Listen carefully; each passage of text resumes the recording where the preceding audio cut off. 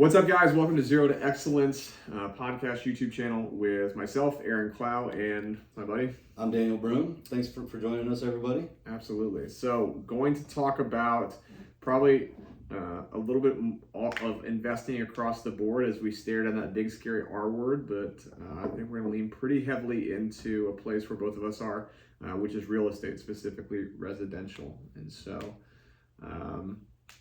yeah, if you look online, we're on, read the talk or listen to the talking heads. We're on a real estate bubble. Everything's going to crash. All the home prices are going to melt, and it's going to be 2008, 2009 again. But if you talk to those, especially here in Dallas-Fort Worth, it may not necessarily be the case. And so, I know you were buying houses. I was in college in 2008, 2009, so I didn't get to see that. But I didn't own any houses back then either. I got lucky. I bought my first house in 2013. Okay. Yeah. So, I got lucky on the timing there. Yeah. So, there's no doubt. I think we can both probably go back and forth on where we think the market is, because as a little bit of context, if you haven't watched before, or the first time sitting through and actually listening to a full-length episode, I'm a realtor here in Dallas-Fort Worth, specialize or focus mostly on single family, both for everyday people that are trying to buy houses, and then also for some investor clients that are trying to do a couple different strategies, and then do a little bit of land, a little bit of low density multifamily, but single family is where I play most of the time. And then Daniel, I know you have a long experience with buying houses and renting houses in your own portfolio. So what does that look like? Yeah, I've got a few single family homes here in the DFW area that I rent out. I'm holding them long term. Mm-hmm. So as far as the whatever's going on in the market today, I try not to concern myself with that because I'm long. Yeah. If we have a temporary dip, so I've tried to stay specialized in that space, the single family home rentals. But I did buy some farmland in Oklahoma about a year ago as a alternative to buying single family homes, because the way the market was, I had the money to make an investment, and didn't seem like single family homes was the right time for that. So, but yeah, I'd like to get back to doing single family homes as well. And that's why I'm so interested in what's happening in the market today. Yeah. Because it's been a pretty wild ride the last couple of years. No doubt. There's a lot of things that go into it, as far as where we find ourselves. If we backtrack, if we rewind to 2017, 18, and then up to really the beginning of 2020, number one, we're in Dallas-Fort Worth. So we're really fortunate in the fact that even in 2008, 2009, with all the predatory lending and all the things that happened across the country, Texas was still fairly conservative in what they did. They still did a lot of the products that got some people in some hot water, and actually know a few people that unfortunately lost their home because of those adjustable rate mortgages or those subprime mortgages that they were writing. That being said, we actually in Dallas-Fort Worth, because of the economy in the state of Texas, were really fortunate in the fact that in 2008, 2009, home values dipped about 5%. Oh, wow. Which, to give you a frame of reference, we are a big primary residence, right? Like, this is where people live. Not a lot of people own vacation homes in Dallas, so it's not a secondary home. You're an investor, so you own multiple properties, but they're revenue generating. They're not just for your leisure. Like, you're not going back to a house you bought 5 years ago and going to stay in the night. Exactly. But markets where they were either investment properties or secondary homes, or prices were very high to begin with. That's where we saw, Las Vegas. So we lost about 5% across Dallas-Fort Worth. Vegas was down like 53%. Arizona was bad too. Arizona got crushed, was in the 40s. Virginia Beach, I know, was a big one. Florida was another big one. It's where those locations where a lot of people, because of low interest rates, because of the ability to get capital really cheap, they bought that second or third or fourth investment property or rental property, or even vacation home, because they could get it for dirt cheap. They were paying interest-only loans, figured you could refinance out of it, sell it before it happened, and everything fell apart. And so because back then home values were rising, not quite at the pace they are now, but they were rising, and people were seeing that But one of the differences between then and now was that the supply was plentiful. There was plenty of houses for sure for sale, and I would argue that you look at a lot of the builders that got hit with that stuff is there was actually a surplus of houses. Right. They were building the old adage of make hay while the sun's shining. They were buying a ton of land. They were pumping out a ton of houses, and where the builders got in trouble is where what ultimately happened was that kind of broke the back of the economy and the housing market and things like that was there was a lot of probably pricing was going up, supply was going up at a rapid pace. We also saw too, like we said, you've heard people probably talk about adjustable rate mortgages. You've heard people talk about the different lending products and things like that. Essentially what they were doing is they were getting people in that had no business borrowing money. Right. Way over leveraging themselves with no proof that they could pay it back. Mm-hmm. And getting them in at historically low interest rates, but with adjustable rate mortgages, you have that grace period of that, I call it the honeymoon phase. Yeah. Where you go get that loan, you're making payments on it, maybe interest only, or it may be you're paying it at a 2% interest rate. Seems really good because you qualify right then, you're doing great, everything there. 2 or 3 years down the road, or 5 years, depending on how it's structured, mm-hmm. Those rates now jump up. They either have a big balloon payment where you've got to pay a huge amount off, or it now kicks into an adjustable rate. And a lot of those rates, because of the times and things like that, jumped up in the 6s, 7s, 8s. Got to go back and look at the numbers, but all that being said, those rates doubled, tripled sometimes overnight. So those people that were barely making or qualified at a $2,000 a month mortgage are now staring down a $3,000 a month mortgage that they can't afford. Yeah. And that's on one property. Yeah. There was people that had 3, 4, 5 of these homes on these properties, and so what happened was it started to be this succession of where in years past, because those home prices were continued to go up. And default rates were pretty low, so people weren't defaulting on their houses, is they kept lending on those, and they would and selling people on, well, you can just refinance out, get in with the ARM product, get this crazy appreciation, and then before that actually kicks in, we'll just refinance you out. Well, that sounds like a good idea as home prices continue to go up, but when they started to flatline, people couldn't refinance out of those loans, and they were stuck staring down those payments they couldn't afford. And so, and not only did they flatline, but some of them started declining. And so it was like when people ran into trouble, when their payment went from $2,000 to $3,000 or whatever, and they couldn't afford it, they also didn't have the option to sell it because a lot of times they owed more on the house than it was even worth. Correct. Or you have the same thing we talked about, how home prices in those markets went down so fast. Is the same thing as a stocks, and I'm sure we'll get into that here in a little bit, is that when there's a mass flood, when people hear that bad things are happening where their money is placed, they want to get out of it as fast as possible. Well, the issue is that home buyers in this scenario are hearing the same thing that a lot of these home sellers are hearing, that it's a terrible time to buy, home prices are plummeting, the default rate's way up, and if you hear those things, you're not going to go run and try to purchase all those. You're going to sit back and be like, I'm perfectly fine where I am. And so you're 100% right. People are either selling at a loss, they were walking away from the property, or ultimately they couldn't pay, stayed there, and essentially the bank took it back. Got foreclosed. And the sad thing was, especially for those that were using products like that for investment properties, is tenants were paying landlords. There's countless stories across the country of tenants paying landlords and having the county and the sheriff show up and say, hey, this is the final notice. Like, you've got an hour. Here's a box. Like, get all your stuff out on the curb. Like, landlords weren't paying the mortgage. No. And they were just taking the money, and people were out, on their ass essentially, like, because someone else didn't do what they said they were going to do. So. And then the bank owned a bunch of homes. They were doesn't try to be in the home owning business. No. And so they're trying to liquidate them as prices were plummeting and everything else. Yeah.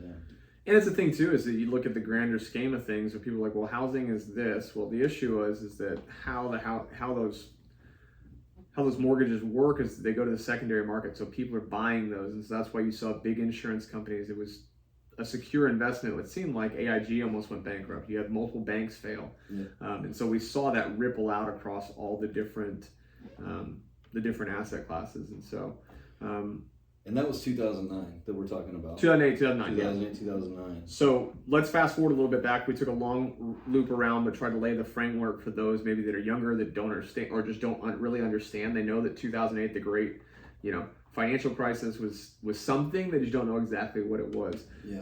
And we'll use that to lay the base for what we're seeing today, right? Yeah, a lot of people are afraid that that's what's happening today. Correct. Yeah. So fast forward to, we get out of that, we're back on the up and up. The economy's growing again. The normal ebbs and flows of what an economy is supposed to look like. Yeah. 2015, 2016, especially here in Dallas, Fort Worth, people are saying, well, home prices are stabilized. We're back on the up and up, and really earlier than that, 2012-ish.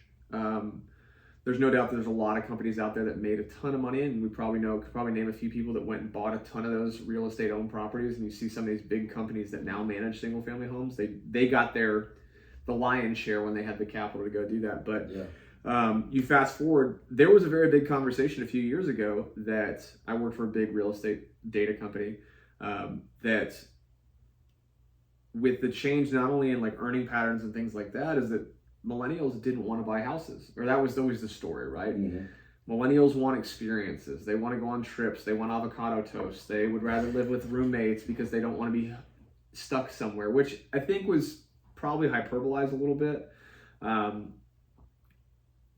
But you fast forward, that was kind of the tail of the tape. Like home family starts were up higher age. So later in life, instead of being 24, 25, 26 when people are getting married and buying a house and doing the whole American dream thing, that moved later in life as people focus on careers and experiences and travel and stuff like that. When you fast forward to 2019, 2020, we were hearing that this is the top of the market. Like there couldn't go any higher in Dallas, Fort Worth. When I bought my house in 2018, everyone said, it's the top of the market, buying at the most expensive point. Proved not to be the case by a lot. We can talk about it's gone up, 30% since then?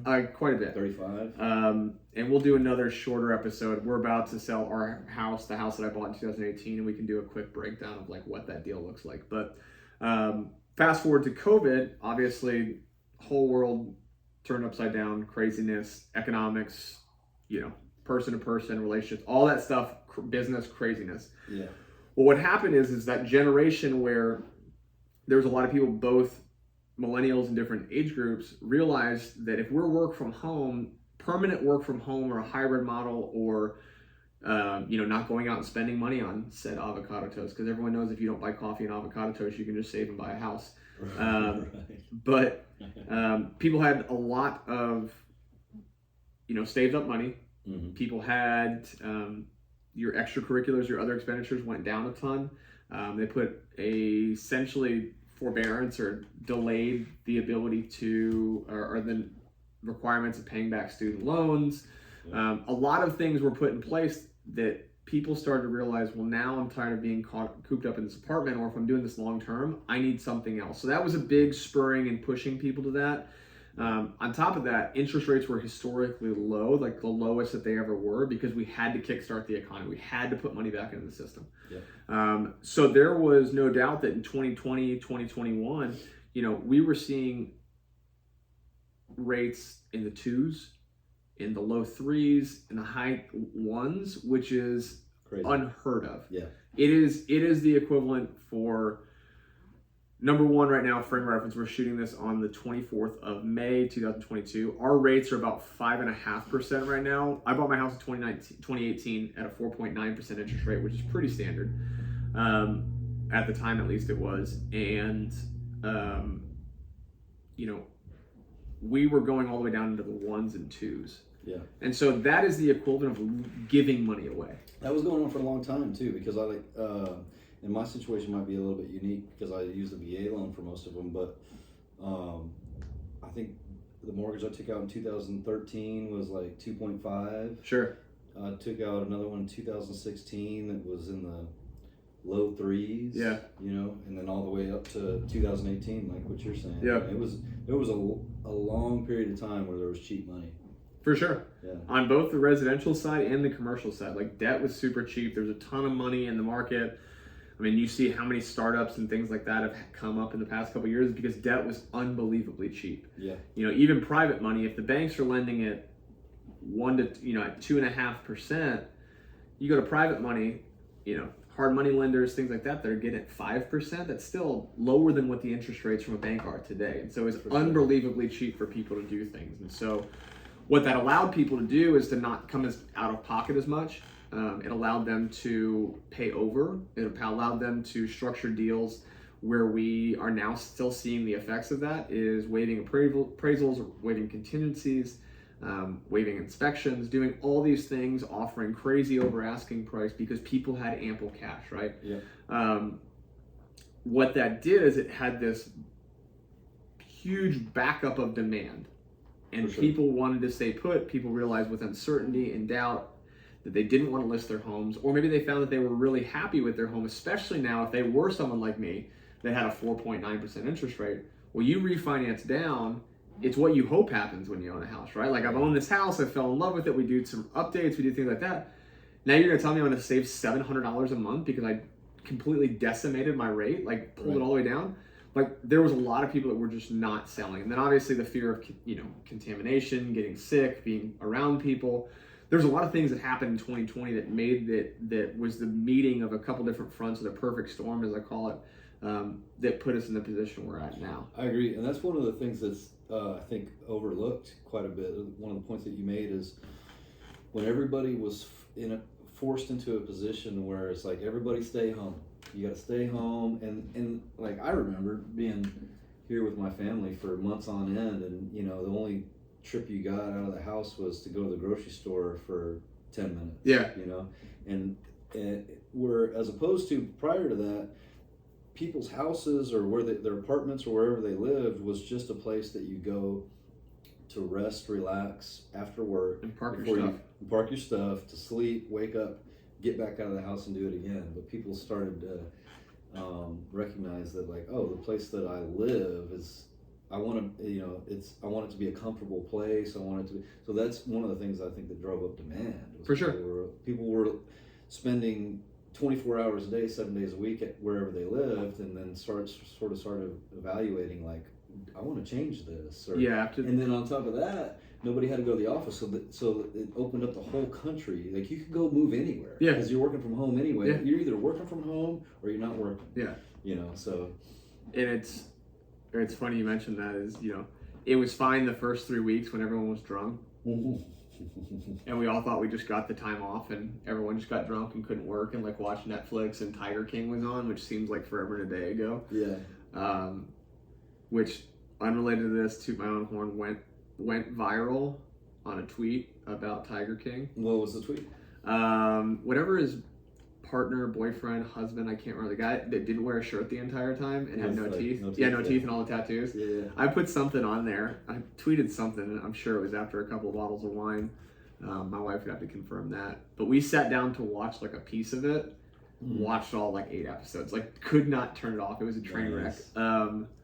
But I can't even remember which website it was, but I think I was like right behind Dave Portnoy's tweet as like the top Tiger King tweet. So that's like my 1 second of fame on Twitter. On Twitter and on the internet. Other than that, it's just me posting things to hype myself up. So do you remember the tweet?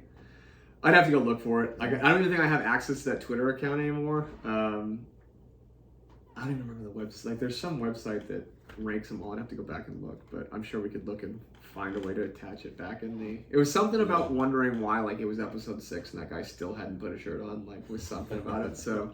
Well, if you're watching this, we're gonna try to find the tweet and I'll try to put a link in the comments or something, because I want to know too. But yeah, I mean, it's the same thing though. It's like, even if it was a decent enough space, like, I compare it to, if you like, I love steak. I love all types of food. I'm a fat kid at heart. But if I sat there and like, we'll go to pizza. There's a pizza place down the street from our house, banging, so good. But if I had to eat pizza for 4 months straight, I'd be like, I hate this. It's the same thing that people saw in their house. It's why everyone did home renovation projects. It's like why we painted our house and did this and like changed how our furniture was, did all these things, because we needed something new because we couldn't go anywhere. Yeah, something to do, and just there's nothing to do. Yeah. Yeah. And so, especially for a lot of people that, all of those different factors we just mentioned, big pent-up demand, right? Yeah. Limited the housing supply. It also hurt the builders because they couldn't get anyone to work. They couldn't get supply chain or materials because of supply chain. They couldn't build new inventory. So where we had looked at there, or where was an outlet for us that weren't buying just existing homes, that was another thing. The supply came off the table. And again, to nerd out, to I guess paint the picture, is that they're still way behind. The pendulum swung too far one way and too far the other way. In 2008, 2009, like we said, when it swung that far, builders were building at a breakneck pace. And that's what happens when you see the pictures of the neighborhoods. I know I can think of, like, picture it in Florida, where there's like a whole street of houses that are half finished, and they're just not, there's no one working on them. And they can't sell them, and they're just sitting there vacant. Sure. So after that, after they lost their tail on that, coming back into the swing, we were down from the numbers that, I think the numbers that I saw, we were down something like, if 2008 was the high point, 2012, we were still only back to like 40% of home starts and home completions. When we got to 2000, it might have even been lower than that. I need to find the graph. But if you look at 2019 going into 20, we were still only 60 to 70%. So we were still compressed as far as home starts. So we were already behind the 8 ball. Yeah. Then you have the essentially free money, which opened up the possibility of buying to a lot of people that normally couldn't. The good news is that we'll talk about like the crash and what one or two man's opinion of what the next couple months, year looks like. Yeah, because there's two perspectives. On what's going to happen. Yeah. And we may agree, we may disagree, but you go through and you look at that. People want to move, super cheap money, so people have access to capital in amounts they haven't before. A lot of people have pent-up savings. There's people that it started that wave of people that were willing to upgrade and wanted to move to take advantage because they knew that there's a lot of people out there. And it led to practices that we hadn't seen, specifically here in Dallas-Fort Worth. Like, we have a clause, we have a form here that waives appraisals. With those appraisals, just because you waive an appraisal doesn't mean it doesn't happen. It just says that you're going to, the bank says it's worth this much. You promised that we're going to take out a loan, so I need you to bridge the gap on that. Yeah. So it's basically like you're making a commitment. Like, if the house is in this market, like if the house is listed for $350,000, and you're taking a mortgage out, I just want to explain this for anybody that doesn't know. And you're taking a mortgage out on it, the bank will only lend you, depending on the program, the bank will only lend you up to 20% of the value of the house, or maybe if it's a VA loan, they'll loan you 100% of the value of the house. And what you're talking about is waiving appraisals is to be competitive in this market. If the house is listed for $350,000, you might have to offer $380,000. Well, the bank's only going to lend you a certain amount based on the value of it. So for sure, and not your value, not what you value, and not what you wrote the contract for. Exactly. And so the bank is going to look at it, because the bank doesn't want to write a $400,000 check if you ride off into the sunset and they have to resell it. What do they believe that they can resell it for? What's the value, the opinion of value of that house? It's all about risk for them. For sure. It's the same. It's the same way if you went to a car. It's like you asking you to go to a car dealership and say this car is worth, or a restaurant. Hey, these chicken fajitas are $19. But we only have one plate and we're taking bids. Or 1,000%. Yeah. But from a bank standpoint, that's like having the menu price be $14.99, and you're asking, or they're essentially coming to you and they're like, well, I'm going to pay. I want you to pay $20, and you're like, well, but it's only worth $14.99. And so that's where you're right. It's an appraisal waiver is a commitment to say the bank will still have it appraised to get their value, but me, the borrower, Mr. or Mrs. Borrower, is going to bring up the difference. So in your example, $350,000 home, you offer $380,000 to be competitive, and it's what people. I tell my clients all the time, you never have to waive an appraisal. Yeah. It's about educating you, about fully knowing inside the information provided of what the financial repercussions are.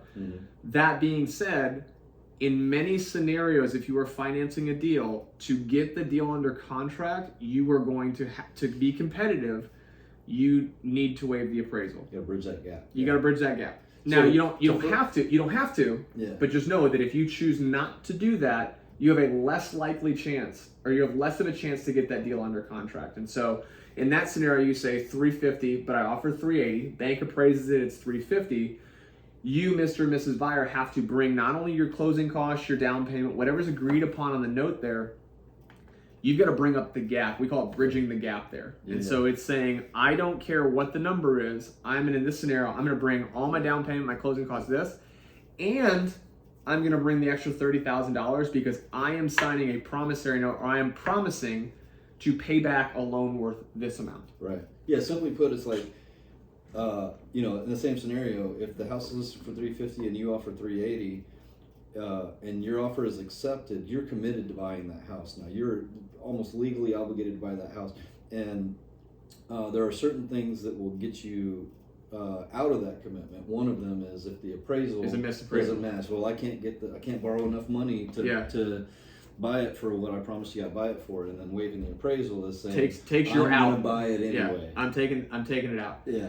So what that means is so what happened was when that practice started happening, sometimes it was partial, sometimes it was complete waiver, sometimes people were $10,000, $20,000, $100,000 over. Mm-hmm. Asking price is the definition of market value, right? Of any product, and this is not housing, this is anything that can be bought and sold. The fair market value is the price in which a buyer is willing and able to pay for a product or service, and a seller is willing to sell or let go of said product and service for. Yeah. So the thing I run into a lot of times, we're like, well, houses are overpriced. To you. Yeah, but unfortunately, in your case, is someone sees the value in that home enough, whether that's logical value, they run it like an investor runs the numbers, mm-hmm. or the emotional value of this is our dream home, or this is the best home that we've seen, we have to live somewhere. This is what we're going to take, and we don't care what it costs. Sure. So it doesn't mean it may be overpriced in your opinion. I think Ferraris are overpriced. I don't like cars though. I'm not a car guy. Yeah. If you're a car guy and you're listening, car guy or gal, and you're listening to this, you're probably being like, well, no, it's some of the best engineering that's ever been put on this planet. Like, here's the 1,000 reasons why a Ferrari or Lambo is worth $250,000. Yeah, and that person's willing to part with it for sure amount of dollars. And that is why that the price that Ferrari or Lambo sets is the fair market value, because someone is willing and able to pay that price. For sure. So when people were waiving those appraisals, they were going through, and that's what we saw. 20% jump in home values, 18% jump in home values. Now, even before 2020, we were still seeing historically high appreciation numbers. Bought my house in 2018, 2019 got it reassessed and looked at. It's still gone up 9%. The national average before that's about 4% a year is a pretty average return. Mm-hmm. So we were already trending up here in Dallas-Fort Worth. And it's the same reason why the reason behind that is that we are a very secure and insulated and sound real estate market. When I say that, it's not that it's cheap or everyone can afford to buy a house, but Dallas-Fort Worth has seen consistent job growth, population growth, especially from high earning or high income states like California, coming from parts of the Northeast, New York City, Arizona, which is still a high cost of living, high property value state now that they've rebounded from that. Colorado, specifically Denver, some of the big populated areas. Chicago is another one. I don't know if I mentioned that. Yeah. But these metros, what they all have in common is their high cost of living. So people moving here for jobs are normally in a middle management, high sales rep role, upper management. They're all six-figure earners. A lot of people are moving here and they've got dual income homes. They're also coming from places that have high property values and high equity values to begin with. Right. So when they come to market, I know the boogeyman story is, well, Californians are coming, and there's no doubt that quite a few people have moved here from California. Yeah. But what all that means is that when we started going into that and those appraisal waivers and the gaps and then the competitive offers and multiple offers, there was a lot of people that were coming from out of state that could afford to put a ton of money down to drive those prices up or to bridge those gaps. But on the backside of that, and this is the story that no one talks about, is someone like you who bought a house in 2013, someone like me who bought a house in 2018, that is now going to turn around. They're going to sell it in a very competitive market. They're going to make a very large amount of money, or a pretty substantial chunk of money. So in an example we'll talk about my deal maybe in this episode, maybe we'll do a separate one. My parents, for example. My parents bought a house in West Plano, very affluent area, very well-to-do. They've both worked extremely hard. My mom was in the medical industry for a long time. She had her own dental practice. My stepfather runs. Your mom's a dentist? She used to be. She got carpal tunnel, so she had to sell her practice. But stepdad owns several companies. But they bought their house in 2001 for $290,000. The average price in that neighborhood is now in the $800,000 range. Now, there are a lot of people there will say, I'm never moving. I'm going to die in this house. Yeah. Perfectly get that. But in those neighborhoods that saw astronomical growth, if you sell your house and you've lived there for 10 years and you've got a loan balance of $150,000 and I write you a check for $700, after everything's all said and done, you're walking away with about $490,000 in the bank. For sure. So for just waiting. For selling that house. Yeah. For owning that house and letting it appreciate over time. So now, with a lot of these people never having seen $400,000+ in their bank account, and they're looking at their next house, and maybe their forever home or their 20 or 30 year home, they're looking at that saying, well, this is free money anyways. Like, this is free money because I paid my mortgage, I made my repairs, I paid my taxes, I did this. We sold this. I don't care if I'm going to put 20+% down or 20 or 30% down. I'm going to go put, if I got to pay $50,000 over asking price, I don't care. Why not? Yeah. This is all made up money to me. This is money that I would not otherwise see, that's going to get rolled into a new property, and then they're still going to bank $100,000+. Right. And so it's a complete win-win for them. And everybody's comfortable doing that because they just came off a big win. For sure. Selling that house. So why would they think anything different would happen with this new house that they're offering $50,000 over? And then on top of that, it creates a snowball effect because, as you know, one of the major ways to appraise a home or figure out the fair market value, what you just described is obviously the fundamental. It's what somebody's willing to pay and somebody's willing to sell it for. It's where that number meets. But those numbers are also heavily influenced by comps. Correct. I can't remember what's comps short for. Comparable sales in the area. And so if next door somebody offered over $100,000, and then a block over, same square footage, somebody offered $75,000 over. Now you're relying on those comps, and now this house has now become worth that much. For sure. And so it's become snowballed. And in some older neighborhoods, they're a little bit harder to set because if they are truly custom homes, what we've seen a lot in Dallas-Fort Worth is there's a lot of master planned communities where a big builder comes in, you got 8 floor plans. Yeah, you can change the countertops and the finishes and the floors, but it's the same house. Yeah. It's the same, like you drive down the street and every ninth house is that. Yeah. So regardless of what people think the house is worth, if you have 2 floor plans, let's call it your Durango floor plan, and you live in a Durango floor plan. Yeah. Well, if 2 Durangos sell within a half mile of yours, half mile is about the top end of where we try to keep those comps within. Even if they're within 1 to 2 years, maybe yours is in the middle, one's a year older, one's a year younger, or newer, I should say. If someone goes through and you bought your house for $400,000, and those other 2 Durangos sold for $550 and $650, yeah, basic averages there, like that's what you're basing the appraisal value within reason of what your house is. Sure. So that's the stair stepping, or that's the snowball effect that you mentioned, where you go through, and whether or not you believe the fundamentals are sound, it goes back to the definition of fair market value. Yeah. An appraisal is just an opinion of value of fair market value. What is a seller willing to sell, and what is a buyer willing to buy for? Mm-hmm. So now the issue is that now that they're going up, high tide raises all boats. So as you start to have more sales in the neighborhood, they go up and up and up and up and up. Now, there's within reason, at some point, people can't afford that. They can't afford, because if home prices go up 18%, or home values go up 18%, living wages, earnings, things like that don't go up. Don't coincide. They don't keep up, yeah. Now, where we're starting to see, so that's what has got us to this point, right? We have a huge pent-up demand and still have a ton of demand left, or still in the market. Historically low interest rates, a good amount of migration here with a lot of that are cash rich. People selling their homes with a lot of equity, cash rich here. So a lot of money in the market. Yeah. And there's also a lot of people that say either I'm super happy and I don't want to move. I don't care how much you could sell my house for. I'm happy. I don't want to leave. Or it is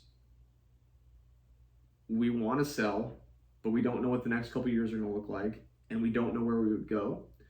Because it's hard to buy a house, right? Because it's hard to buy a house. Yeah. It's hard to buy a house. Like I said, the news works both ways. Buyers and sellers both hear the news. Yeah. From there, you go into what we've seen is, I won't say crippling inflation, but it's pretty damn bad. Yeah. Worse than 40 years. Yeah. Worse than 40 years. Yeah. Worse than 40 years. The Fed has to do something, and their answer is going back to the 80s playbook of we're going to jack our interest rates up and we're going to raise them super fast. Yeah. What did they say they're going to do? They already raised it 0.5 point, but they're going to do like 7 of those? There is, from what I saw, we are in the mid-5s right now. In the remainder of the year, there is a proposed, I believe, 3 more hikes that are all going to be 0.5%, so 50 basis points to 0.75%.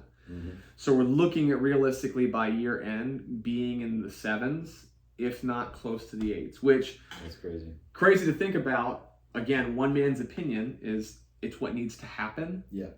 We need to take some of the steam out of there, if nothing else, to help people catch up, and we need to break the